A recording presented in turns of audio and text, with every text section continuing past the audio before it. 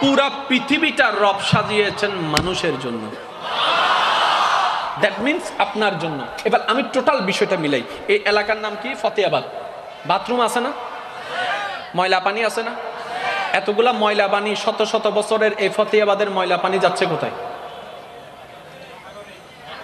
খালে। খাল থেকে? নদী থেকে? এই ম্যানেজমেন্টটা জানেন, শুধু একটু মনে করাই দিচ্ছি। যদি খাল না থাকতো,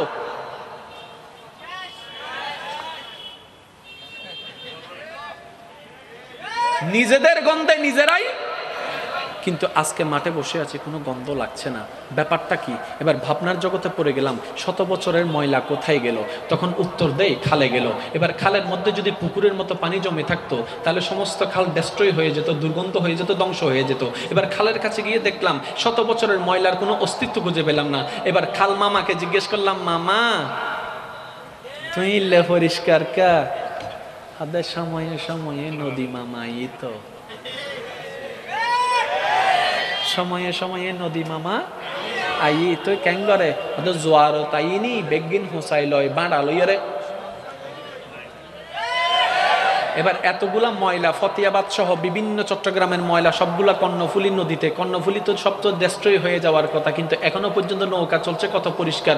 ও নদী মামা তোমার এই অবস্থা কেন? বলে যে সময়ে সময়ে সাগর দাদা আসে তো, সাগর দাদা এসে সমস্ত ময়লাগুলো নিয়ে সাগরে চলে যায়, সাগরে গিয়ে ওখানে ডেস্ট্রয় হয়ে যায়। এবার আমি জিজ্ঞেস করলাম কখন আসবে, কখন যাবে, কখন জোয়ার, কখন বাটা, কখন আসতে হবে, কখন যাইতে হবে? ও নদী খাল সাগর, তোমাদের কাছে তো কোনো মোবাইল নাই, তোমাদের কাছে তো কোনো ঘড়ি নাই, তোমাদের কাছে তো কোনো ক্যালেন্ডার নাই, বুঝো কেমনে, বুঝো কেমনে, বুঝো কেমনে? এবার নদী উত্তর দেয়, আমাদের ঘড়ির ব্যবস্থা আমাদের রব করে দিয়েছেন, যিনি ডিউটি দিয়েছেন তিনি সাজিয়ে দিয়েছেন। ও নদী সাগর বলো না, বলে যে চন্দ্রমামা। আর একটু জোরে। সেজন্য পূর্ণিমা আইলে পানি না সুইডেঙ্গে নাই ফানলারেন দেখিও। পূর্ণিমা আইলে পানি কিরে? পূর্ণিমা আইলে পানি কাবারের হদ্দে সাগর নদী খালের সাথে সম্পর্ক চাঁদের সাথে। সুবহানাল্লাহ। তাহলে দেখেন, খালটা আপনার জন্য, নদীটা আপনার জন্য, সাগরটা আপনার জন্য, আর এগুলাকে নিয়ন্ত্রণ করার জন্য দিলেন কি? চাঁদ। চাঁদটাও আপনার জন্য। সুবহানাল্লাহ। এবার আমি বলছি, আপনারা শুধু মিলাই যান। সাগর মানুষের জন্য, চন্দ্র মানুষের জন্য, সূর্য মানুষের জন্য, গাছ মানুষের জন্য, অক্সিজেন মানুষের জন্য, পাহাড় মানুষের জন্য, নদী মানুষের জন্য, মেঘ মানুষের জন্য, বৃষ্টি মানুষের জন্য, ধান মানুষের জন্য, আম গাছ মানুষের জন্য, পেঁপে গাছ মানুষের জন্য, ইলিশ মাছ মানুষের জন্য, চিংড়ি মাছ মানুষের। সুবহানাল্লাহ জোরে বলেন না। সাগরের মাছ মানুষের জন্য, নদীর মাছ মানুষের জন্য, জমিনের খাদ্য মানুষের জন্য, আসমানের উপর মানুষের জন্য, জমিনের নিচে মানুষের জন্য, খনিজ সম্পদ মানুষের জন্য, তেল মানুষের জন্য, গ্যাস মানুষের জন্য, স্বর্ণ মানুষের জন্য, কয়লা মানুষের জন্য, এগুলা মানুষের জন্য, ওগুলা মানুষের জন্য। ডানে যা রব বানিয়ে দিয়েছেন সব আপনার জন্য, সামনে যা রব বানিয়ে দিয়েছেন আপনার জন্য, উপরে পিছনে, সামনে পিছনে, ডানে বামে, আপনি যেদিকে তাকাবেন ঠান্ডা মাথায় যেগুলা দেখবেন রব আপনার জন্য সব বানিয়ে দিলেন। এবার বান্দা ভাবতে থাকে আসমান আমার জন্য, জমিন আমার জন্য, সাগর আমার জন্য, নদী আমার জন্য, গাছ আমার জন্য। সুবহানাল্লাহ জোরে বলেন না। খাবার আমার জন্য, দান আমার জন্য, আম আমার জন্য, কুইশাল আমার জন্য, ক্যাক আমার জন্য, গরু আমার জন্য, ছাগল আমার জন্য, বাঘ আমার জন্য, হরিণ আমার জন্য, জঙ্গল আমার জন্য। তাহলে আমি মানুষটা কার জন্য? এবার অন্তর উত্তর দেয়, রব বানিয়ে দিয়েছে সব তোমার জন্য, তুমি মানুষটা তোমার রবের জন্য। আল্লাহু আকবার। সবকিছু আমাদের জন্য, আমরা শুধু রবের জন্য। এই কথায় কারো কোনো দ্বিমত? যে যে দলের হন সমস্যা নাই, কারো কোনো দ্বিমত? আরো জোরে বলেন, কারো কোনো দ্বিমত? এবার সাকসেস কে ফেল কে এক কথায় শুনে নেন। যে রবের হতে পেরেছে, যে রবের হতে পারে নাই ফেল। সফল এবং ব্যর্থতার এটাই অর্থ। দুঃখের বিষয়, সফলতা আমরা মনে করি এক একজনের ক্ষেত্রে এক এক রকম। ছাত্রদের জন্য সফলতা হচ্ছে গোল্ডেন এ প্লাস পাইতে হবে, চাকরিজীবীদের জন্য সফলতা হচ্ছে আমার বেতনটা দিয়ে সংসার চালাইতে হবে, ব্যবসায়ীর জন্য সফলতা হচ্ছে পুম যতটুকু দিয়েছে তার চাইতে বেনিফিট বেশি আনতে হবে, বিদেশিদের জন্য সফলতার ব্যাখ্যা জিজ্ঞেস করেন, তার কাছে ভিন্ন কথা। কিন্তু আসল সফলতা শুনেন, যে বান্দা রবের হয়েছে সফল, যে বান্দা রবের হয় নাই সেই ব্যর্থ। ওকে? কারো কোনো দ্বিমত? জোরে বলেন না, কারো কোনো দ্বিমত? এবার আয়াত হাজারবার শুনেছেন, একটু পড়ছি আপনারা দেখেন। ওয়ামা খালাকতুল জিন্না ওয়াল ইনসা ইল্লা লিয়াবুদুন। একটু যদি বলতেন আমি খুশি হব। ওয়ামা খালাকতুল জিন্না ওয়াল ইনসা ইল্লা লিয়াবুদুন। আল্লাহ তাআলা মানব জাতি জিন জাতিকে সৃষ্টি করেছেন ইবাদতের জন্য। তাহলে আমাদের আল্লাহর হওয়াই কাজ, আর কোনো কাজ নাই। ওই আল্লাহর হতে গেলে কিছু কাজ করতে, আবার কিছু কাজ ছাড়তে স্বাভাবিক। স্বাভাবিক প্রেম করতে গেলে তো কত করতে হয়, কত কিছু ছাড়তে হয়। ইবে যদি আর ইবের অভ্যাস আছে, ইবে যদি হতে বাসদার, ঠিক আছে আমি কালকে থেকে আর খাবো না,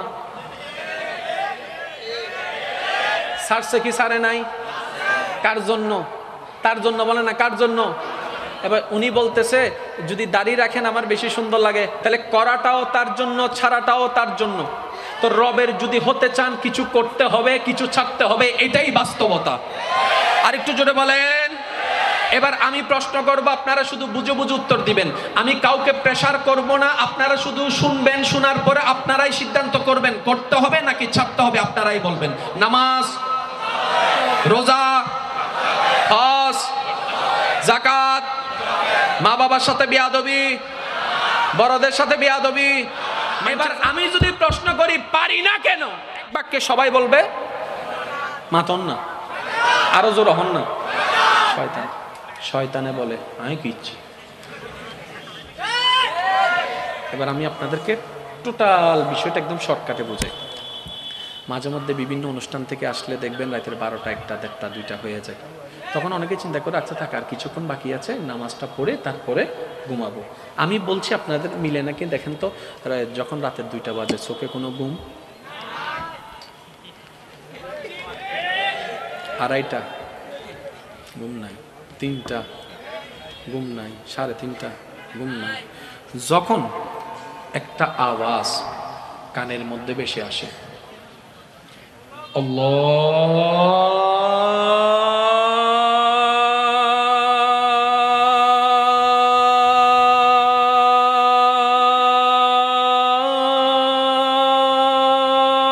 আল্লাহু আকবার, আল্লাহু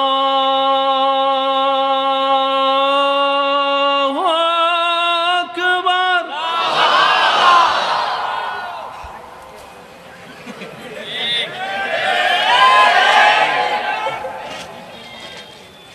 এবার বান্দা গেছে আল্লাহর কাছে, আল্লাহ জিজ্ঞেস করতেছে কিরে বান্দা, শনিবারে ফজরের নামাজ পড়ছ নাই কেন?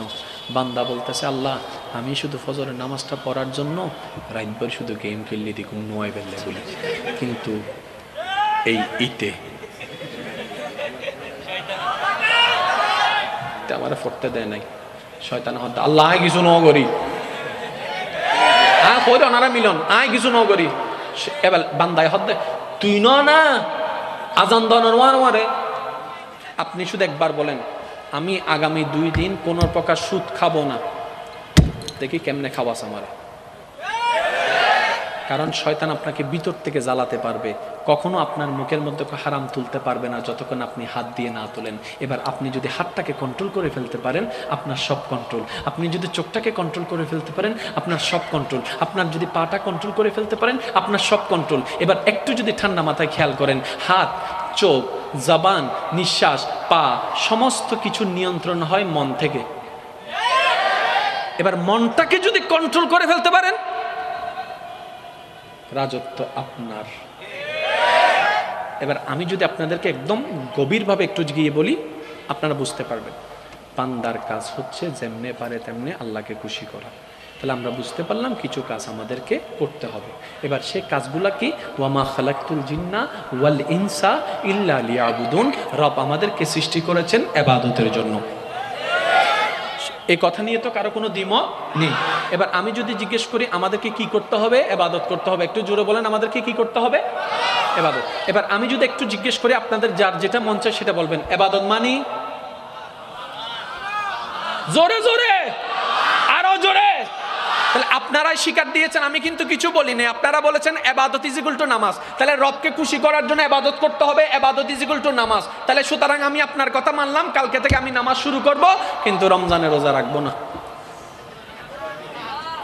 কারণ আপনারাই তো বলেছেন ইবাদত মানে নামাজ, রোজার কথা তো বলেন নাই। হতে না রোজা রাহম করিও, আচ্ছা যাও নামাজও পড়লাম রোজাও রাখলাম, মা বাবার সেবা আমি করব না, করতে হবে? তা আপনি তো বউকে মায়া মমতা করতে হবে। আচ্ছা যান আপনাদের কথা সেটাও রাখলাম, ওই আমার ভাইয়ের জায়গার মধ্যে দেওয়াল তোলার সময় 1 ইঞ্চি ঢুকাই ফেলবো, এটাও করা যাবে না? তো ইবাদত মানে কি? আবার হদ্দে নামাজ। শুনেন, ইবাদত ইজ ইকুয়াল টু নামাজ, এটা আমাদের মাথায় বসে গেছে, যার কারণে নামাজের প্রতি আমরা যতটুক সিনসিয়ার, ভাইয়ের সম্পদ খাওয়ার ব্যাপারে যে আল্লাহর কাছে জবাবদিহি করতে হবে এতটুক ফিলিংস আমাদের মধ্যে নাই। এই বেজাল লাগিয়ে গেছে এই জায়গায়। মনে রাখবেন ইবাদত মানে কি? বান্দার এমন প্রত্যেকটি কাজ, যেই কাজ বান্দা করলে রব খুশি হবে, এমন প্রত্যেকটা কাজের নামই ইবাদত।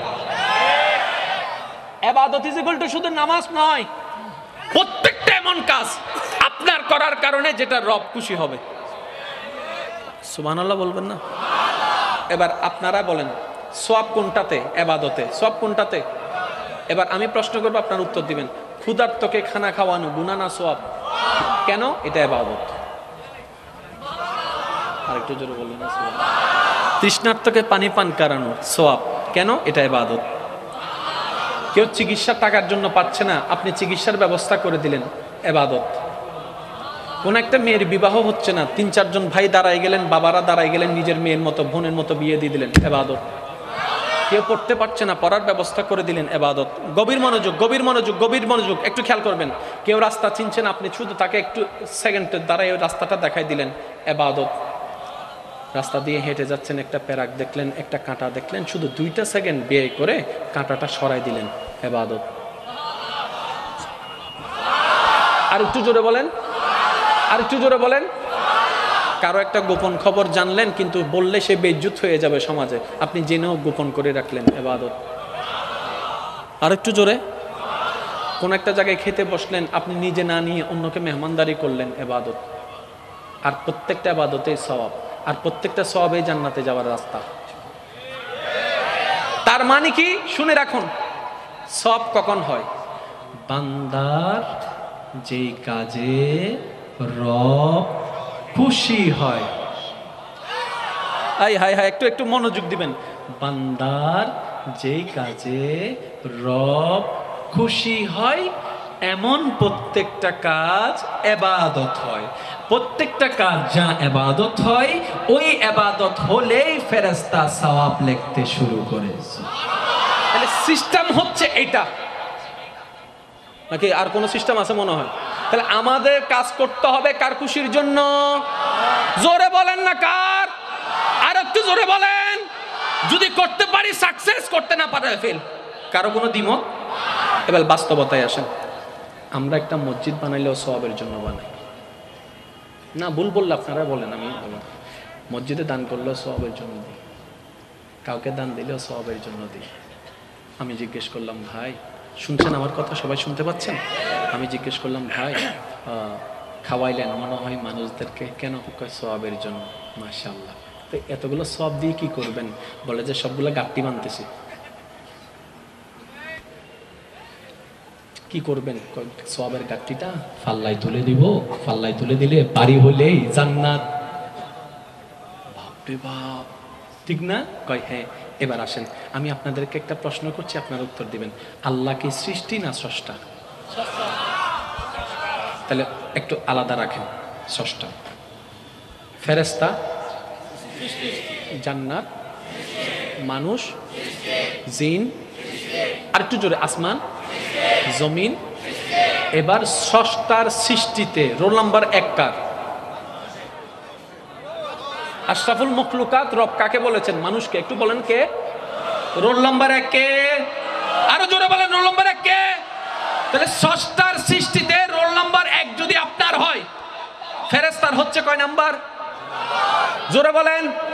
ফেরেশতার যদি রোল নাম্বার 2 হয়, জান্নাতের রোল নাম্বার? আরো জোরে বলেন। তাহলে আপনার রোল নাম্বার 1, ফেরেশতার রোল নাম্বার 2, জান্নাতের রোল নাম্বার 3। তাহলে আপনি এই রোল নাম্বার 1 হয়ে 3 খুঁজেন কেন?